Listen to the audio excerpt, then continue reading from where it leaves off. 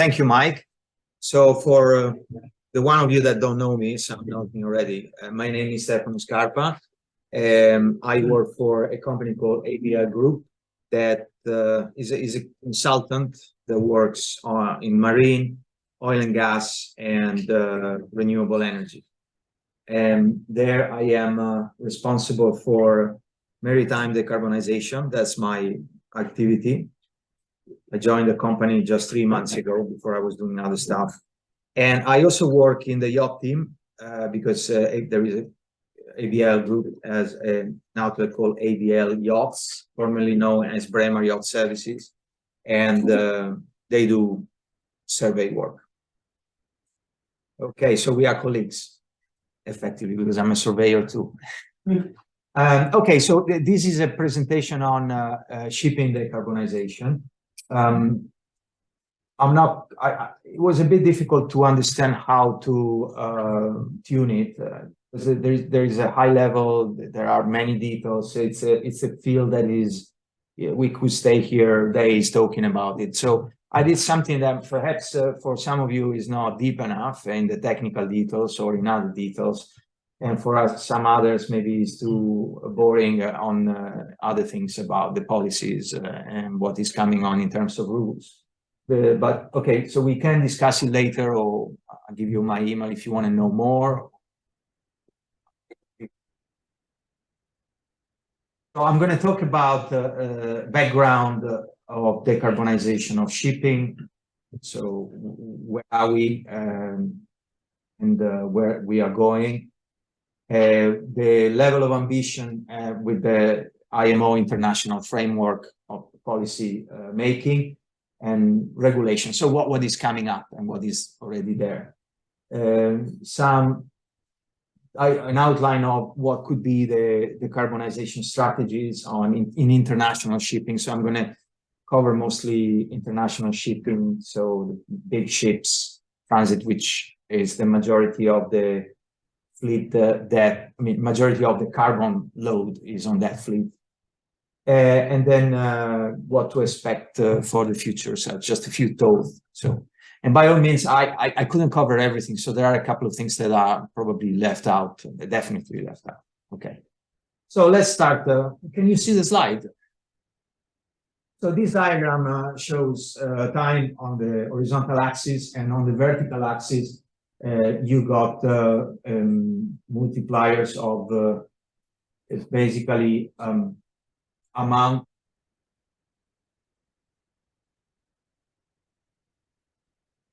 on CO2 equivalent from international shipping activity. So at the moment we have a certain level of emission, 1.2 gigaton of CO2 equivalent, and the shows where we are going up to 2050. So because the fleet is growing, because there is more demand for shipping, transport of goods. And the other lines a little bit lower shows where we go. That something is in place to limit the carbon emissions of international shipping.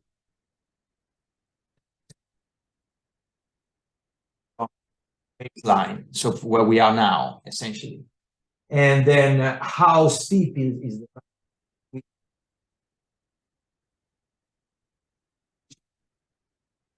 according to the IPCC latest report and most of the science around climate change and global warming, this is what we should do in order to avoid to creep above 1.5 degrees Celsius from pre-industrial level, which is what we should do in order to minimize the impact on us humans and the planet. And is also what the Paris Agreement basically asks the states that sign. So a few things that we infer from that graph. Global greenhouse gases, approximately, a little bit less. And so if shipping was we will be the 6th meter as a country. So it's not irrelevant. Shipping emissions will increase if we don't act now. So as we see, it's going to go around 9%, so nearly 10% from where we are now in terms of emission. Comply with the Paris Agreement, we need to cut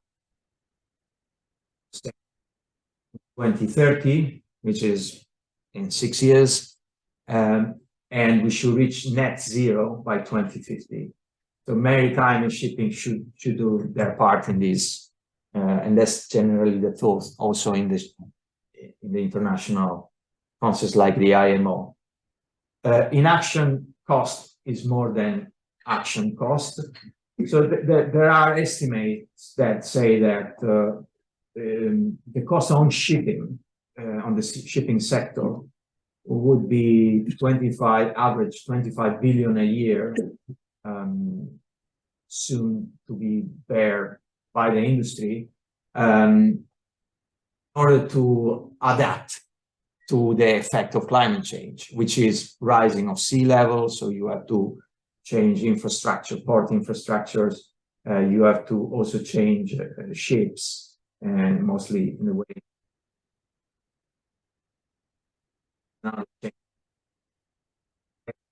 So if you look at the average profit of global container shipping companies, so the big one like Maersk and Sea and so forth, is less than 20 billion a year. So it's not irrelevant. So compounded of it.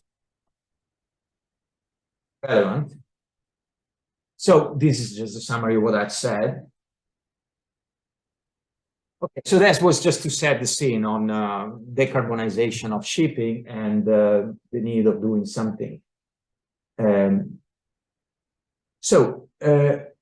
Taking from there, the IMO, International Maritime Organization, in 2018, developed, after some times of debating, developed a decarbonization strategy.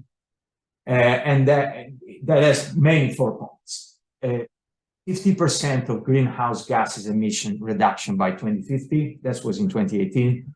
Phase out of greenhouse gases as soon as possible. So that's the ambition, at least, but not later than the end of the century. And then a reduction of 40% of carbon intensity by 2030. That means carbon per transport work. So carbon per miles, per tons of cargo of GRT, of, if it's a volume ships. And then 70% of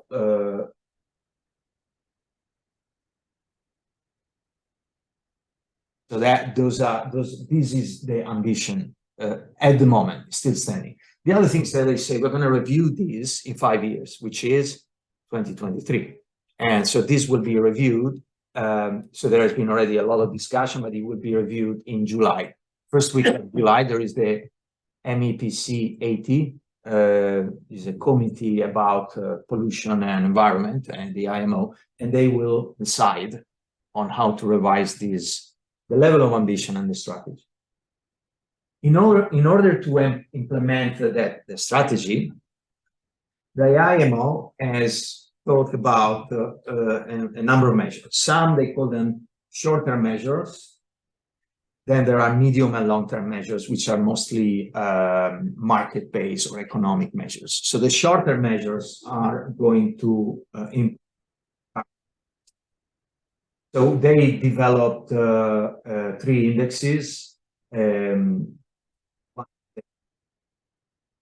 Design index, and the other one is the energy efficiency for existing ship index, and the intensity indicator.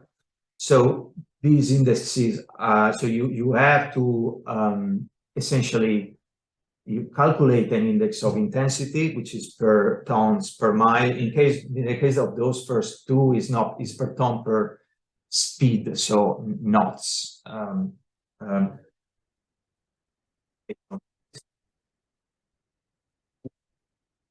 Level that you should be less than that level, and that level is decided on the basis of the type of ships and the amount of cargo they carry and so on. Okay, so The first index is energy efficiency design index. They started to implement this before the strategy, the decarbonization strategy of shipping was launched in 2018. So they started to use this in 2013. It applies to all new ships with 400 gross ton and above.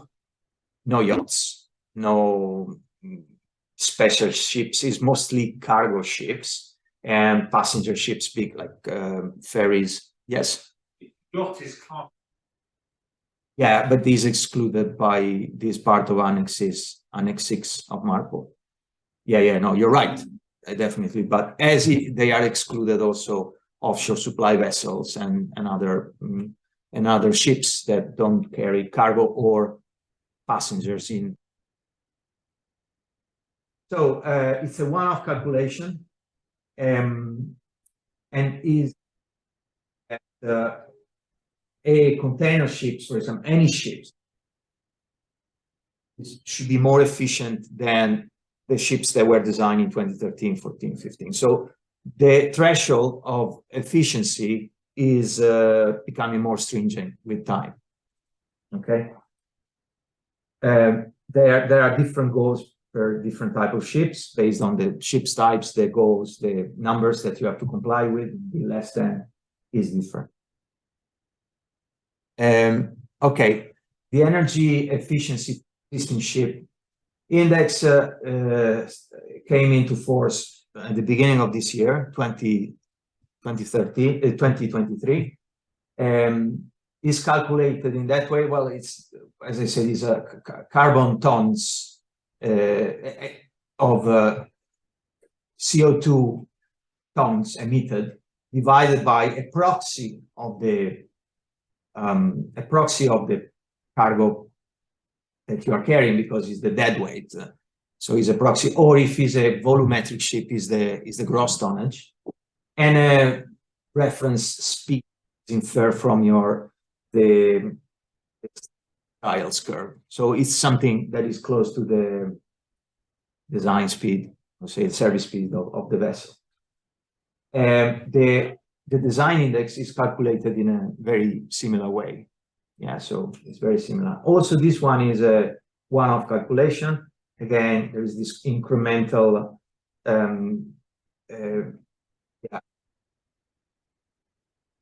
better as a measure in 2026, again, if it works or not.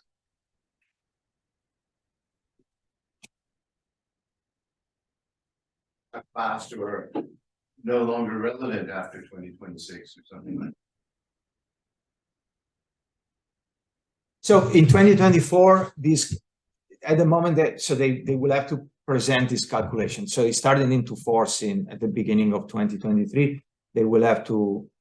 I would say if you don't comply, the idea is that you have to take action in order to comply. There are many actions that you can take to be better in terms of carbon emissions. And then I think the idea is that you have a certain time to comply. And after that, is not clear, but is a rule. So it should be like that. If you don't comply, then you're out. Like it's part of our MARPOL Annex 6. So like, but it's not like, okay, you don't comply, we arrest you. You don't comply, you have sometimes to respond. Now, how much time is still not decided, because all these things is new. And as we have seen in the past with the IMO rules, it takes a little bit of time to the IMO to really get to a point that the implementation really align with the initial ideas or principle. Sometimes it doesn't, but. And so then we got this last one, which is the carbon intensity indicator. Beginning of this year, and this is not for this is for ships with a gross tonnage of 5,000 or greater. There's a big debate now to say, okay, well, we should reduce it to 400 as well, but is aligned to what is called the data collection system, the DCS, is also for 5,000 gross ton and greater. So the DCS is about collecting data on fuel consumption. So this is really on, so they should calculate, the calculation of emission is on actual emission in theory, divided a cargo proxy because it's not the actual cargo that the ship has been carrying over a period of a year, but is a dead weight again or the gross tonnage. And now probably for container ships will be the TEU, and that's another little change that will happen by the distance, so the nautical miles that the ship has been sailing for a year. Okay, so what's happening? You calculate that and for a house in comparison. And then if you allow that rating, you have, like, for example, if you are rated D, you have 3 years in order to get at least to a C. If you are an E, is the lowest in this scale, you have 1 year to do something and go up to a C or above. So again, this started into force in 2023, means that all the ships greater than 500 GW need to collect their fuel consumption. At the end of 2023, they will do this calculation that will be presented, I think, by April 2024 through flag authorities. But we know that flag authorities have no staff, so they delegate to class. So class will, and there are also other authorized organizations that, to be honest with you, I don't know who they are at the moment, that will collect this data to do the calculation and then force the rule, essentially. Okay, so those are the 3 indexes. So what are we seeing coming into force or imminent? At the IMO, as I say, they're going to review of going to net zero, something like that, by 2050. The targets in 2030 and 2040. Sorry, I forgot to mention, regarding those indexes that we just saw, it's interesting to note that they are, it's not, you don't calculate or measure carbon dioxide equivalent, is just carbon dioxide. So any other emissions that is causing greenhouse effect, like methane, like nitrogen oxide, they are not considered. So fugitive emission from other things that are not in combustion and stuff like that, which potentially, especially methane, could grow with the use of methane, LNG, or green methane. So that's a massively powerful. It's 26. The greenhouse gases power equivalent is 26 or 28 times on a 100-year scale, and on a 20-year scale effect is 86. And nitrogen oxide is 256 times more than CO2. Anyway, just so that's the level of ambition, which is quite. I have to say that at the IMO, I am going at the IMO now as an observer, as part of an association, so like a trade association. And there is, when I started to go 6 months ago, there were 23 member states that were against changing the level of ambition. Now they are about 10, so it's reducing, so will probably happen. So then we have the introduction of long-term measures, which are mainly market-based measures. So it's mainly levies, reward system for who decarbonize, stuff like that. So the EU, with the EU emission trading system, also that already started, although nobody really knows how it works practically. But the theory is that for each metric ton of emission, you pay a certain amount if the voyage that you do is within the European Union. If it's between the European Union and another country, you pay half, something like that. The pricing is regulated, it's go up, that's what they say. At the moment, we are dollars, I think, per ton of CO2, and it's going to go up. That's what they say, you know, $252 per tons in 2026, and then we will see. I mean, they didn't decide yet, but is already there. Enforcement is happening, but there are some teething problems. This is like a tax. Tax, a carbon tax, yes. But it's not applying only to shipping, it's all transport means, and they decided to include shipping. Okay, so then we have ESGs, we stand for environment, social, and governance regulations, which is sort of the child of corporate responsibility. And we have regulations.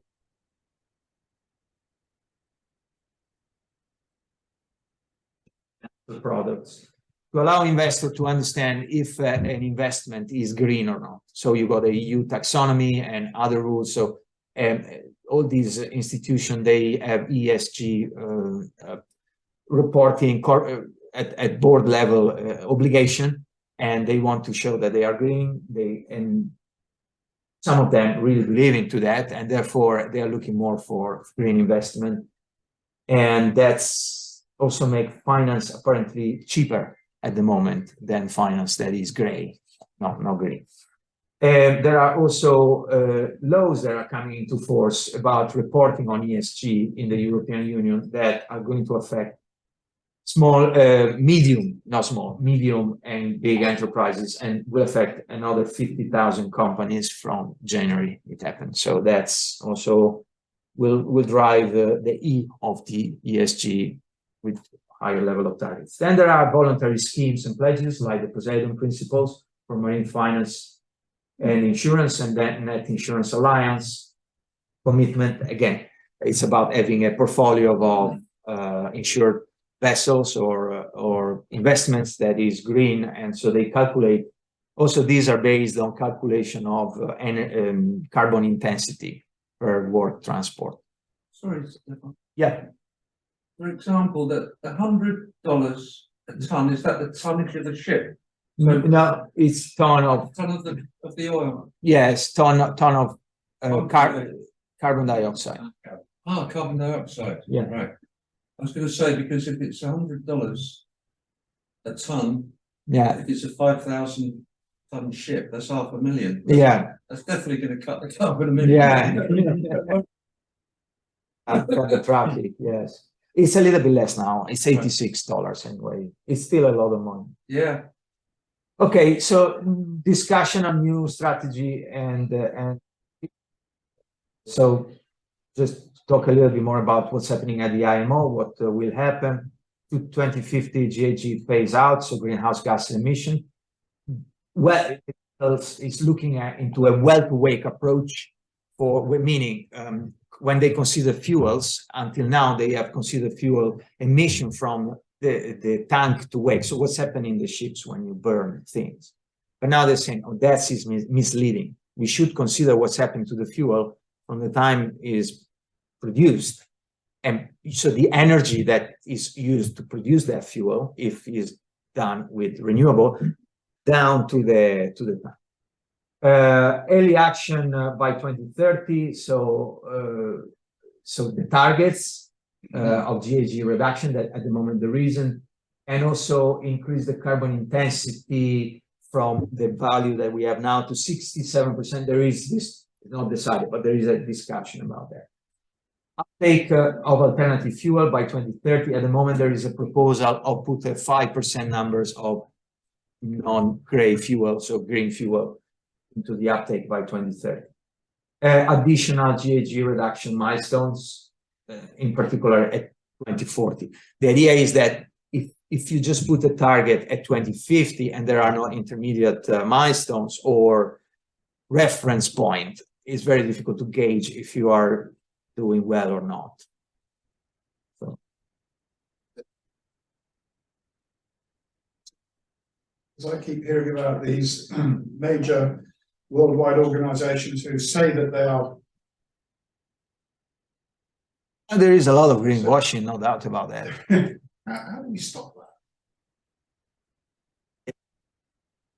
No, it does matter, because obviously greenwashing is just trying to divert the attention from taking real actions and trying to continue with business as usual. So it is an issue. I think more the rules become clear, simple, which is not an easy task to have, and more people are taking this to heart, and less greenwashing there will be. Greenwashing is happening also because the member of the public wants more and more, especially in the West, at least in Europe, have green products, do something, because they are starting to feel that these things of climate change is kind of real. So some businesses want to attract these segments of the market, or I don't have an answer, but it's a big topic anyway.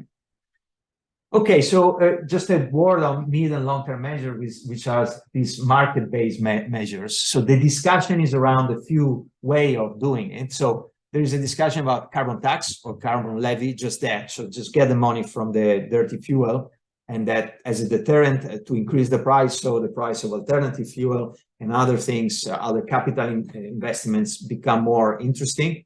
There is an approach that say we do a fee, so we tax, we do the levy, but then we do a rebate to people that invest in green. So less tax, and when you receive it, you put it into the green fuel, you put it into investment on new technologies, you put it into developing infrastructure. And also there is the idea of putting it into least developed state and small state islands that are going to suffer the most from climate change, so to help them with the adaptation process, so a percentage of that. So there are proposals that cover all these aspects. So either carbon tax or levy, incentive, or a tax and reward system. And there is a debate, who is going to hold the money? That's another, because we are talking about billions here. So who is going to, the IMO, they've never done that. The World Bank, they do it, so they could. Some people say no, because they have a proposal, so they are biased, they want to veer. So it's a big discussion there. Everybody has an opinion, obviously. The IMO is decisions are taken unanimously. It's not a majority rule, so it's quite slow moving, but things are getting to becoming mature now. Okay, so one thing that I have to say, all the proposals are, most of the proposal, the majority, are fuel centric. So it's about this economy base of alternative fuel, so trying to incentivize the alternative fuels, but that's not the only way to decarbonize, and actually is not the most immediate way to do it. That's not what we can do today, for example, or tomorrow. So it's a little bit going back to greenwashing. Maybe it's not greenwashing, but it's a little bit delaying the action in a way, because it's putting the money in somewhere that, in any case, is going to move slow. So, okay, so that was an overview on what's happening with the rules and what we can expect, and etc. Decarbonization strategy. Now, I'm going to give you an idea here, an overview, probably missing out a few bits.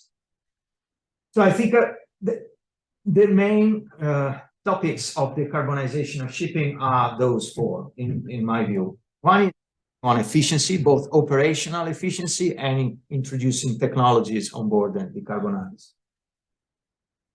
Energies, carbon capture, utilization and storage, it's another topics, and alternative fuels, something that substitute what we are burning now in internal combustion engines. At each one of those, briefly. So we can identify operational measures and technical improvement and technologies. So looking at operational measures briefly, which is about looking at the best way to go from A to B through a route, taking into account the weather, which is now is becoming a thing, especially with digital, with the power of technology. Digital and computers is becoming very, very big, and you can do that just in time, essentially. Then there is speed optimization, which means I'm going slower if you don't need to go so fast, because in that way you're up to a point, but you can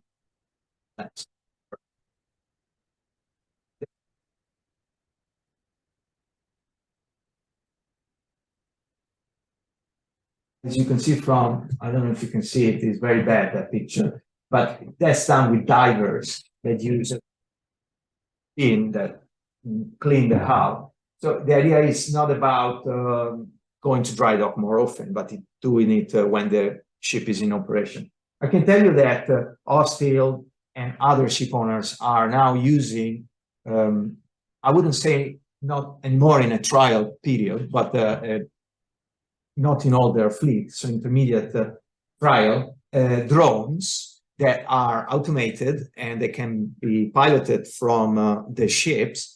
And with the ship's slow steaming, they can clean the hull. Not yet the propeller, they still have to go manually. The propeller is a little bit complicated, but I'm sure that they will get there soon.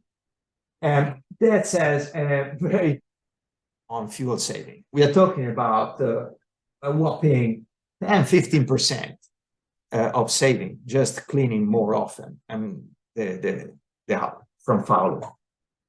And then we got, I would say, digitalization. So data acquisition and analysis, automatic efficiency, alarms, all that stuff has a big impact. And now can be done because we got the power of the clouds, we got a lot of computing powers. And last but not least, I put this here because it's really big. Ship, but it's about the system. It's about killing the practice of going fast to a port and then wait.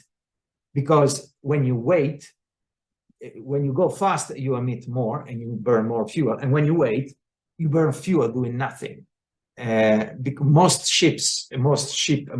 ports have no shore power. So you have to, you know that auxiliary engines are on, alternators are on. So there are a couple of initiatives ongoing now. So this is something that I know, but it's not coming from me. I didn't have the idea. One is called the WISB initiatives. That is with a consortium of a number of companies. They are looking into this using artificial intelligence and various algorithms. So the idea is that a ship's ongoing receiving instruction or let's say recommendation of speed, because at the end of the day, even if they go at service speed, they will wait so they can go slower. And they're looking on things that are more on the side, like charter party agreements, all the legislation framework in order to make it work also from that point of view. But that's big. There are estimates that say that just doing that, which is a big feat, but not impossible, we could save 30% of fuel on the global international shipping, which is 30% of emission already. So it's not insignificant. Okay, energy efficiency, technical improvement. Those are ideas that are there, they are used, but there is much more. So I don't want to, say that this is all. There is much more than this. Just a few ideas. Low friction anti-fouling. We all know silicone-based hydrogel or silicone-based anti-fouling that release the foul because they're so low friction. They can they have done active measures and they can reduce fuel consumption of 5% or even more in some type of ships, depending from speed. And you got air lubrication that is now installed on ships, and the claims were 5 to 10%, and now the measurement seems to go in that direction, 5 to 10%. Contra-rotating propeller, 10 to 15% in theory is another device that, I mean, the counter share the fact that they were saving this number because they have installed it in part of their fleet and they can make the measurements. The gate radar is also installed, and they also say that they do 10%. They can do 10% saving. Now, obviously, if you put all together, probably you don't do the sum of these percentages, is less what you obtain, but is more than 10%. So that's quite good. Okay, and there are more things here. So alternative energies. So when I say that, is things that are not, you don't burn them in an internal combustion engine or in a fuel cell in order to make electricity. So got wind propulsion, that is becoming a thing. Electricity, so electrification, but for international shipping, it's not really applicable. And we will see that later, looking in energy density and specific energy, which is so low that doesn't allow you to have range, essentially, to do what you do with at least in the way in which international shipping works now. We would have also nuclear that I didn't put there, but not because I don't like it or I like it, or it's just because it was too much really to put nuclear there. And with these other things, we got actual vessels that are electrifying or using wind propulsion. With nuclear, yes, we do have military vessel. We used to have some commercial tonnage, very old, but there is not really any new project, so I didn't put it there. That doesn't mean that it's irrelevant. Okay, so just wind propulsion is a thing because there are 24 ships with wind-assisted propulsion sailing as we speak. Those are commercial ships. There are another 25 projects being delivered at the end of the year, so they are building. And so at the end of the year, we will have about 50 commercial ships with wind-assisted propulsion devices on board. And there are a lot of provider of technology, different competing technologies there. So it's definitely at the beginning. This industry is born, is growing, but the growth, I think, will accelerate now. As we will see later, you can't decarbonize just using fuel, alternative fuel, because even if we achieve to have the fuel, it's not going to work for many reasons. You need to be more efficient. This is a way to use some alternative energy that is there and available. So the technology, perhaps you already know most of this stuff, so forgive me if I bore you. But we got rotor sails, which are those cylinders that works with a Magnus effect, pretty much like when you have a golf ball that airstream, because you have some air that accelerate in one direction, so it has a speed in one direction and air in the other direction. You create two different speed in two different fields of the golf ball, and you get a force in a direction, and that force make the ball to get a trajectory that is not fully straight. And so here's the same: these things rotate, and you get a lift generated.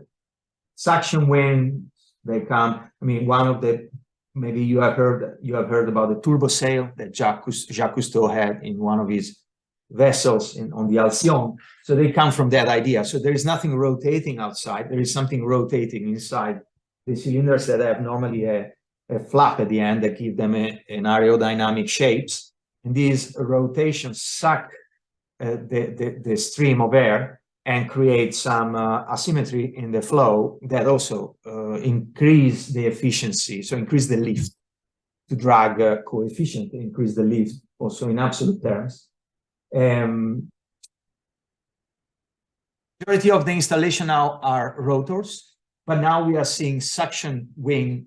They are coming almost equate the number of rotor sails installation in terms of number of ships this year.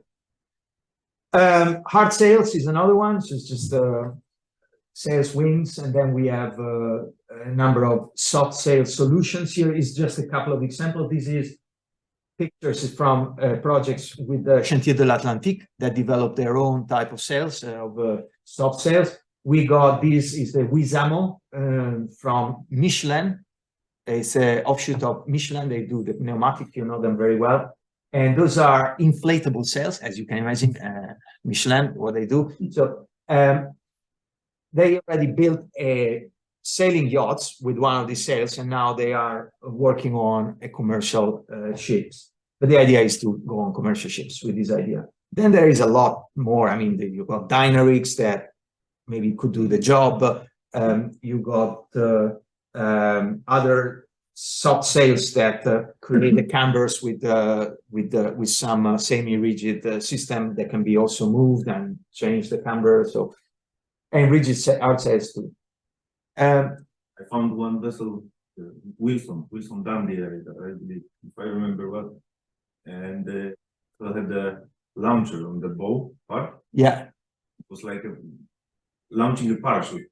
When the wind was blowing quite fast, they launched a parachute. Yeah. And the wind was put. Yeah. So it was a kite. Yeah, some kind of kite. Yeah.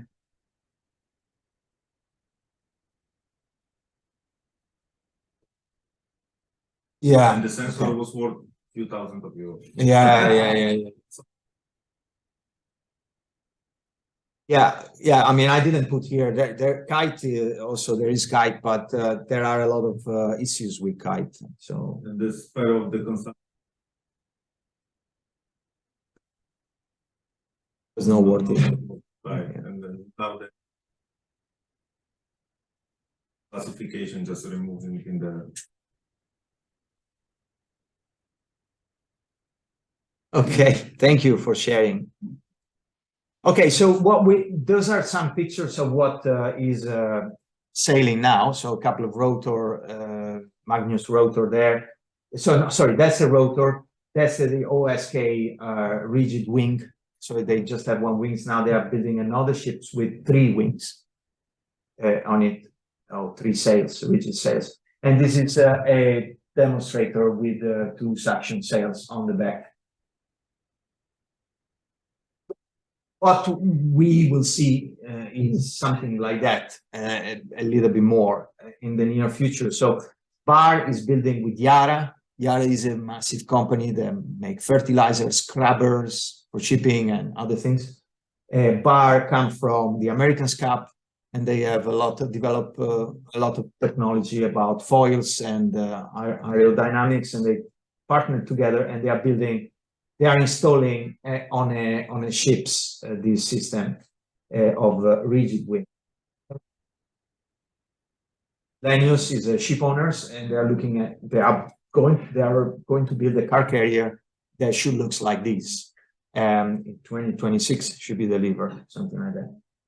And then also the Michelin with the inflatable sails down there. I don't know if you can see it. So it's just to give an illustration of what we could see in the future, not so far. Okay, that's enough about what's going on here. Enough about alternative energies. So carbon capture and storage. So it's relevant to shipping in 2 ways. One, if you want to produce alternative fuel starting from carbon fossil fuel, because you have to capture the CO2 in order to produce hydrogen that then is used in other processes. So that's the left part of the slides that show a little bit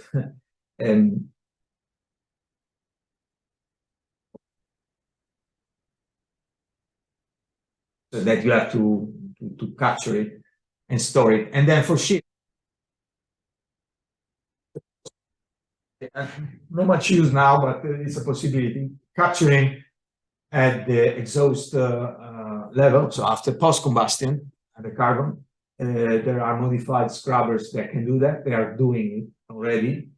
And then it can be stored in pressure tanks on board, although there is to do that. So you have to take it into account when you look at the efficiency in terms of carbon of capture, actual carbon capture of the system. And then you need a facility in port that can receive that CO2, because otherwise, what do you do? I mean, you can't stop. So you need to have these facilities that receive it and then they store it on land, because you have no use on board. Yeah. Right. So this is just a diagram of a carbon capture system. We've got the modified scrubber working with amine absorption on left hand side, for the liquefaction or compression in some cases system, and then you have the storage with pressurized or refrigerated tanks, depending how you store it. So on board of ships, not many, but there are. The efficiency, if you just look at the process, is 80%, so you can capture 80%. But then if you look at the additional energy that you put into the system in order to make it work, it goes to 75%. And then if you look at the fact that that fuel, is carbon fuel, when it's produced and transported, there are some emissions, some fugitive emissions, some gases that go out. If you calculate well to wakes, you capture essentially 60% of the emission of that fuel. Okay. However, there are improvements, and we know installation on board of a ship that achieve almost 100% of capture. So if you put there, if you do the well-to-wake calculation, you get to a 75%. So, but the upstream part can also improve. So maybe in the future we will be able to get very close to, 85, 90, 95%, something like that. Just accounting of the energy to run the plant, which would be great, I think. Okay, so let's talk. That was about carbon capture, and let's talk about alternative fuels a bit. So alternative fuels, the concept is very simple, and it's you all understand it. It's about a fuel that either doesn't emit any greenhouse gases, or the greenhouse gases that emit are coming from the atmosphere. So then there is a net zero effect. So you draw all is about. There are two ways of you producing the all based on hydrogen. So you got a feedstock of energy, which is renewable fossil fuel, so natural gas. So if you have not green electricity, hydrogen lies in the water, and then with that, with something else to make your e-fuel. So you use hydrogen by itself, which is obviously a theory at the moment. You don't mix it with anything. If you use ammonia, nitrogen from the atmosphere. Otherwise, if you make something like e-methane or e-methanol, you mix it with CO2 that come from the atmosphere that you have to capture, of course.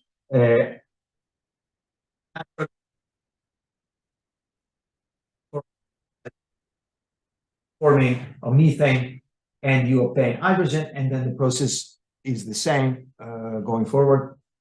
And with the biomass or bio waste, so basically the energy coming from plant of some sort, you synthesize biofuel directly, and so the carbon is in the plants. But the idea is that once you burn it, then is reabsorbed by other plants, that so you absorb the same amount of carbon all the time. So it should be zero, net zero. Okay, so that's the thing. So here we have well-to-wake emissions in comparison also for fuel oil calculation. So it's a percentage. So you can see, for example, hydrogen, you have emissions when you're burning only 3% of what would be a low sulfur fuel oil, and others you can see that are more. They have more emissions. You go blue. hydrogen 16. Anyway, so that's the situation. So, oh, this didn't come very well. So we got alternative fuels.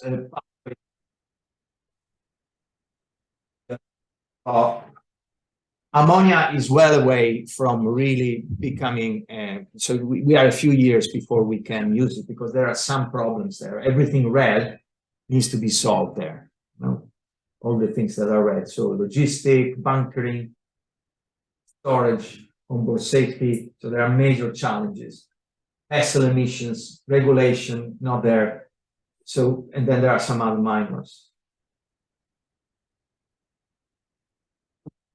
Is methanol, some sort.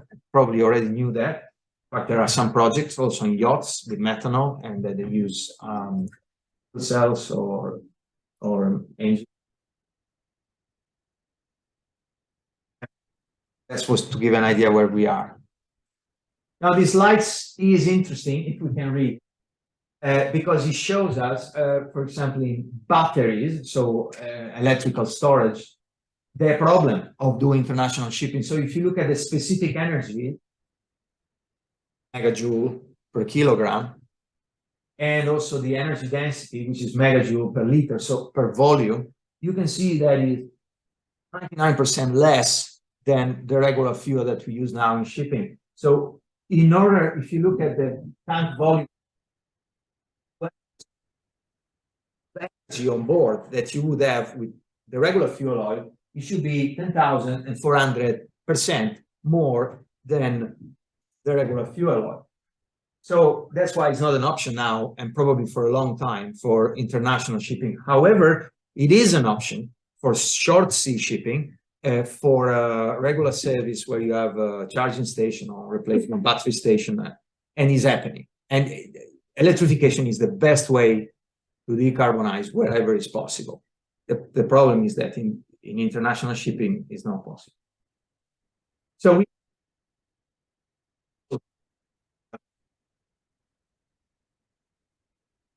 requirement going from 4 for ammonia. So you can see that there are problems carrying payload, and also seeing the temperature column, that's Celsius degrees.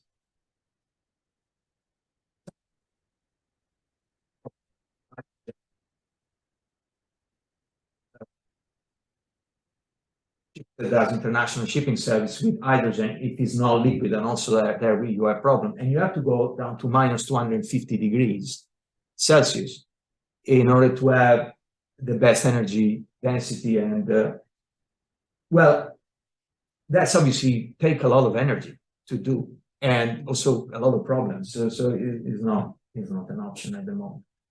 Better with ammonia, better with others, of course, you can see. Just an idea. The other things that I wanted to tell about fuel. So with renewable energy, we have to do a lot of things, and we don't have infinite amount of renewable. We need a lot of renewable in order to decarbonize all the sectors. What do you do with a kilowatt hours, which is another, it's energy, 1 unit of energy of renewable electricity when we put it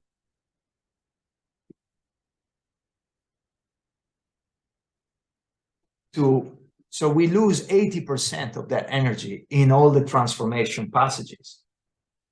And so that's a problem. If you think about, okay, what do the renewable energy? So this is just a little study that I didn't do. I just copied from someone else, clever than me, and that did it. And so we could put some of the renewable energy that we produce now, so the worldwide fleet of international ships, and we make ammonia, let's say, no? Want to make ammonia. We put it all there. So 50% of what we produce now. And we have an effect of 3% of reduction of total greenhouse gases, which was the number that I showed at the beginning, right? But the other things that we could do is to put it into for electrification, okay? the same amount of energy, so 5,500 terawatt hour, except shipping, and we get 11.5% less GHG global emissions. So obviously, if you are looking at where you want to make a more impact, that would make sense. Even more sense, eliminate a number of coal power stations, and that would have an effect of 50% on the global GHG. So to decarbonize shipping using only alternative fuel is not so good for the planet. We need to do other things as well, even if it was possible to do it now. So any strategy that will be used in the future, I think, will use some of these components. Definitely efficiency, which is something that we can do from today, and we should do from today. Definitely alternative energies. I think carbon capture has a role in there, at least until the alternative fuels become available, and probably some alternative fuel. But I don't know. I don't think we can just rely on that, definitely. Okay. We are at the end, what to expect. In terms of regulation, we saw it, new regulation at international and more voluntary pledges, because there is more, the society is more sensitive to the topics, so we can expect more company alliances, industry groups to make pledges to decarbonize, introducing targets. And there will be an effort in the shipping community to comply with the rule and the pledges, and also on the other hand, an effort to avoid to comply, because some operators will not want to do that. So, from a technical point of view, more engineering, we will retrofit of decarbonization technologies, changes in operational practice, and new training requirements for crew and shore staff, including as surveyor. If we work with commercial shipping, we will need to know a little bit more about these things. Plus, I believe that digitization and AI is unstoppable and will penetrate. I mean, shipping has been not doing much there, but it will happen. It is happening already. Okay. What to expect? Fusion. People don't know what to do. Companies don't know what to do, what's coming, what's going. So there will be some of that. And there will be eventually a radical transformation of shipping. I don't know where we will go, but it was a person that did a presentation last week here in Parma at the Blue Week, and she was talking about having ships with a lower block coefficients and a bigger draft, because she said her argument is we have shoe boxes in the sea. You shouldn't have shoe boxes in the sea, and that move a lot of water, and they spend a lot of energy. The only reason we have that, she said, is because it's cheap. Fuel is cheap. But now fuel is not going to be cheap anymore, and we have to decarbonize. So we have to make ships that are more, and she did a study, she's very clever, from the Norwegian Research Technology Center, that shows that doing that, same payload, you can reduce quite a lot your fuel consumption. And someone in the audience says, oh, but the ship owners are asking me for ships with a lower draft because they want to go everywhere. She say, well, you maybe you want a moon, but you can't have it, you know. So things are changing. Maybe we will see ships specializing more for specific route and be more optimized for what they do, and less versatile. But the reality is that these ship owners want the ships that does everything, but then they don't ask the ships to do everything. Most of shipping is not tramping, is specific routes, specific charters, specific lines, not always the same line, but they have a range. It's not everything.